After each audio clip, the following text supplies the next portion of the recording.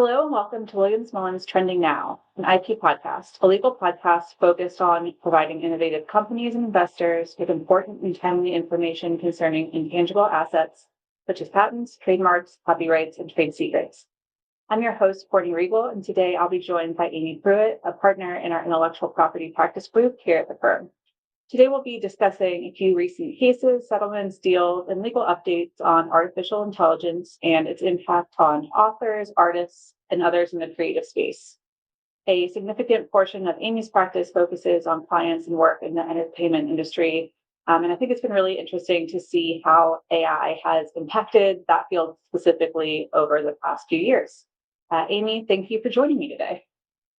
Thanks, and glad to be here. It's been a little while since we've had an update in this area, although there's lots happening, as I'm sure you've seen.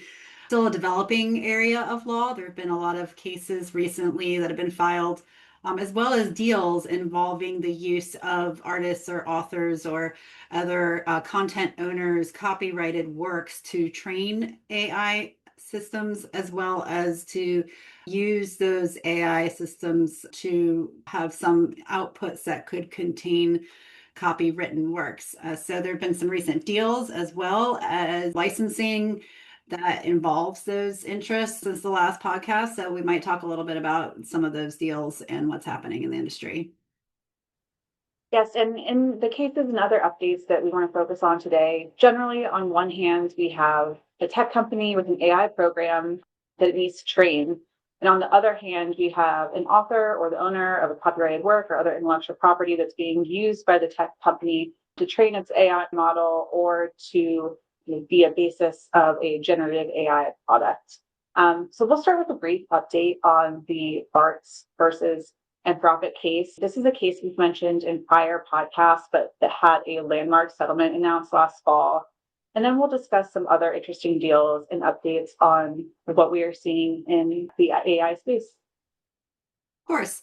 So in Bartz versus Anthropic, there were several authors who started a lawsuit back in August of 2024 and ultimately made a class action against Anthropic based on use of their copywritten works to train the Claude language models.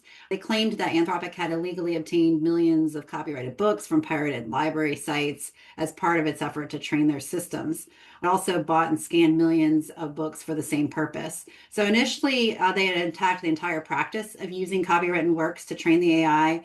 But the issues ended up getting split with the courts in California holding that some of Anthropic's use of legally acquired books was considered a fair use under the copyright laws, but that downloading and keeping pirated copies for AI training purposes was not fair use. So this left Anthropic with somewhat vindicated on the issue of using copyright materials per se, but it still faced some liability on the use of millions of books that it had pirated. So the judge in Anthropic had then determined that it would be classified as a class action, and it would include all beneficial or legal copyright owners of the exclusive right to reproduce copies of any book in those data sets at the pirates library sites that Anthropic had used. So considering that volume of pirated titles, Anthropic decided maybe it would be a better idea to settle. So they ultimately settled in August of 2025 for approximately 1.5 billion. And after a few hearings, a judge approved that settlement, although there has been some actions afterward contesting some of the settlement actions there. And I think that Anthropic is not alone in how they have kind of taken the approach of training their AI models. And this just shows how far tech companies are willing to go and the sheer volume of materials that they need to actually train those models. And it's not always practical for them to legally, I guess, obtain and download all of those titles. So we are frequently seeing kind of this issue of obtaining pirated materials to train AI models coming up. And as you mentioned, Amy, while the Anthropic case didn't necessarily give us as much direction from the court on the issue of using legally obtained copyrighted materials generally, it did address that issue of using pirated libraries to train AI, and I think pretty clearly held that that is not considered fair use and is infringement. And to kick off the new year, in January, Another lawsuit was actually filed against Anthropic by music publishers seeking more than 3 billion in damages. And they're alleging that Anthropic used their songs to train the same AI model Claude. They're specifically raising that Anthropic pirated their works. They're actually building on the Bart's case, saying that some of those pirated books contain sheet music and lyrics owned by the publishers. Stay apprised of what updates are in that case as well. It'll be interesting to see what the outcome is there. Also in the music space, back in December of 2025, a case was filed by a group of independent musicians against the companies that own the AI music platform Eureka. Eureka is an AI music generator, and the plaintiffs allege that the owners of Eureka essentially created a centralized library of pirated and otherwise unauthorized music to train the AI.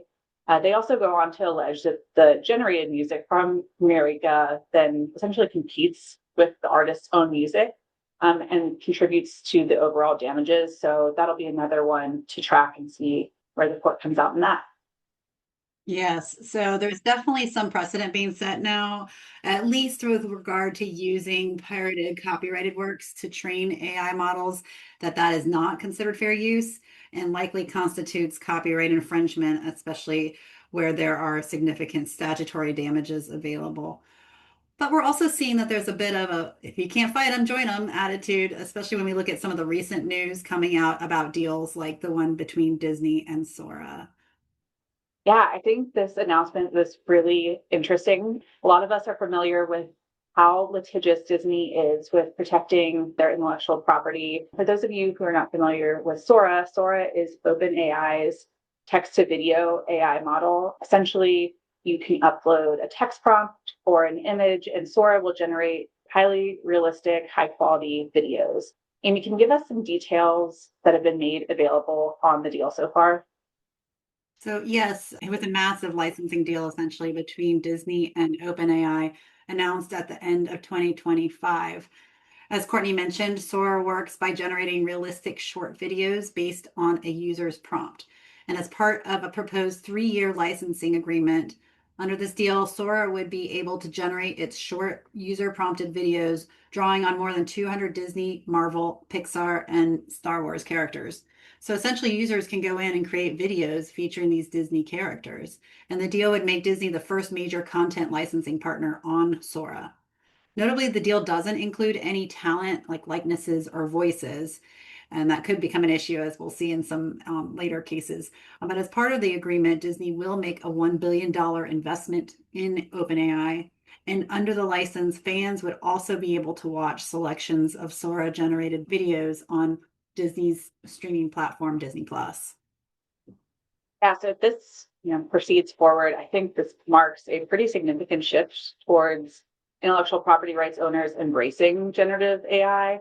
But that has not been the trend necessarily for all intellectual property owners or artists. And there are a considerable number of lawsuits, in addition to the ones you mentioned earlier, considering the issue of how AI models are either trained or those generative AI models. Amy, can you touch on some of the additional case filings that you've seen recently? Sure. Yeah, it seems like every week or so there's been another move in these dozens of cases that have been filed against AI companies. And for example, just the headlines in the last couple of weeks showed that authors are continuing to push for amending their contributed copyright claims in the fight against Meta. There's also book publishers who want to intervene in a copyright class action by authors against Google AI for training AI with their copywritten works. YouTube creators have filed an action claiming their social media websites like Snapchat are bypassing copyright safeguards to train their AI. And then NVIDIA just faced a new class action filed by podcaster Youngblood that the chipmaker AI giant NVIDIA scraped millions of YouTube videos to train its AI program. And you already mentioned the new Anthropic case in which the music publishers claimed the AI platform not only pirated copywritten works to train the AI, but they uploaded numerous of those unauthorized copies to the public. So I think that these cases, it just underscores the importance of both the tech companies on one hand and creators on the other, needing to stay vigilant about how copywritten materials are being used and whether it makes sense to join the fight or join the force with authorized content licensing like Disney. seems to be doing. Before we finish up today, just a fun development since we've discussed deepfakes and voice replication before on the podcast. Amy, do you have a quick update on Matthew McConaughey and his attempts to combat the unauthorized use of his likeness by AI? Yes, so recently a story came out about Matthew McConaughey attempting to use trademark law to protect his name and likeness from unauthorized AI use by registering trademarks of his voice, of his images, and including him reciting his famous catchphrase, all right, from Dazed and Confused. So it'll be interesting to see how he attempts to utilize the registrations to enforce his rights. But in light of the Disney deal, this seems to demonstrate that many others in the industry, including potentially individual actors, are not all right with the use of their likeness or intellectual property by generative AI platforms. Thanks, Amy. So I think a lot to track on our end, and we look forward to updating listeners in the future on this. That will wrap our discussion today on AI updates and this episode of Trending Now and IP Podcasts.